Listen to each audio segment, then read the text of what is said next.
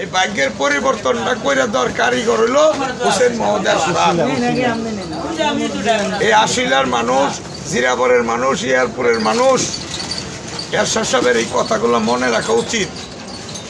যখন বেরিবাদ দেয় সবাই তারে বকছে, এই চকের ভিতরে কি এর লেগে বালু ফলাই বলেছে টাকা খরচ করিয়া দুর্নীতি করবার লেগে করতেছে এগুলা এগুলা কইছে।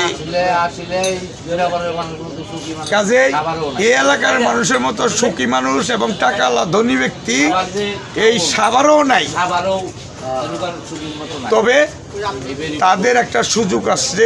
বিগত দিনে আমরা নির্বাচন করতে পারি নাই, আমার মার্কা মোর্কা থাকতো না, আমরা জোটে মোটে যাইতাম গা।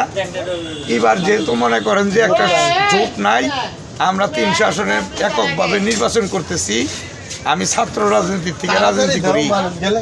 এই যে বললাম না চিরাবর স্কুলে থাকছি, তখন আমি সাভারে থাকা পারতাম না, পলাইয়ে আমি স্কুলে ভর্তি হয়েছি।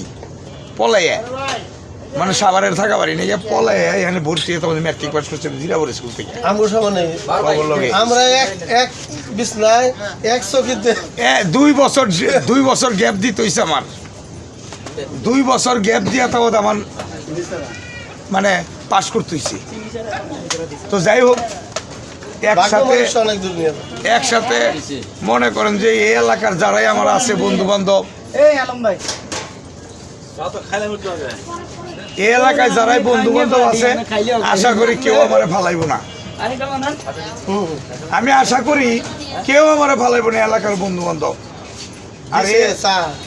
আর এই এলাকার মানুষ এরশাদের প্রতি এই টুক দেখানো উচিত, মানবতা টুক সে আজকে নাই। তার অ্যাবসেন্সে তার কথা আমরা বলতে পারতেছি। যদি এই কাজগুলো না করতো তাহলে তো বলতে পারতাম না, খারাপ কিছু করলে তো কইতে পারতাম না। তাহলে এলাকার লোকের উচিত এই লোকটাকে মূল্যায়ন করা, এই লোকটাকে ভোট দেওয়া। আমি তো এই লোকের প্রতিনিধি, পাশ ফেল আল্লাহর কাছে। আল্লাহ যদি আমাকে যদি এমপি না বানায়, আমার ক্ষমতা নাই। আর আল্লাহ যদি বানায় তাইলে কেউ আমার রাখা পারবো না।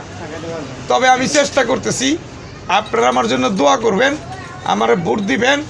পাড়া প্রতিবেশী যারা আছে তা করে বলবেন, বন্ধু বান্ধব আত্মীয় স্বজনরে বলবেন, কোনো মিছিল মিটিং সভা সমাবেশ কাম কাজ ফেলাই দিয়া আমার জন্য করতে হবে না। আমি দাঁড়াইছি, জনগণ ভোট দিলে পাশ করুন, না দিলে আল্লাহর রহমতে আবার পরের দিন থেকে রাজনীতি জাতীয় পার্টি স্লোগান দেব, অসুবিধা না। আমি জাতীয় পার্টি করছি 40 বছর, মৃত্যুর আগ পর্যন্তই আমি করব। এর সাথে ভালোবাসি যারা জাতীয় পার্টি এক সময় সারা সাভারে জাতীয় পার্টি ছিল, জাতীয় পার্টি ছাড়া তো কোনো পার্টি ছিল না, সবাই গেছে গা বেমানি করছে এরশাদ সাহেবের লগে। আমি তো করি নাই, আমি আর করবো না। কাজেই আপনাদের প্রতি আমার অনুরোধ, আপনারা আমার ভোটটা দিয়েন। একজন সৎ ব্যক্তিকে ভোট দিবেন, স্বচ্ছ ব্যক্তিকে ভোট দিবেন। আমি কিন্তু কোনো দুর্নীতির সাথে জড়িত না, কোনো মস্তানির সাথে জড়িত না, কোনো চাঁদাবাজির সাথে জড়িত না, কোনো জুট ব্যবসা করি না, কারো জমিনের জোর করে দখল করি না।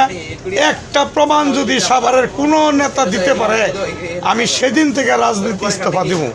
নির্বাচন থেকে আমি সরে যাবো যদি প্রমাণ দিতে পারে যে এর দ্বারা মানুষের ক্ষতি হয়েছে। আমি সারা জীবন মানুষের জন্য কাজ করছি, সারা জীবন যেন আমি আপনাদের জন্য কাজ করতে পারি। আমারে এরকম পাইবেন, এরকমই পাইবেন। এই ছাত্র জীবন থেকে জল্লক একসাথে চলছে, আমাকেও কিন্তু অনেক স্মৃতি আছে। স্কুলে কত দুষ্টামি করছি,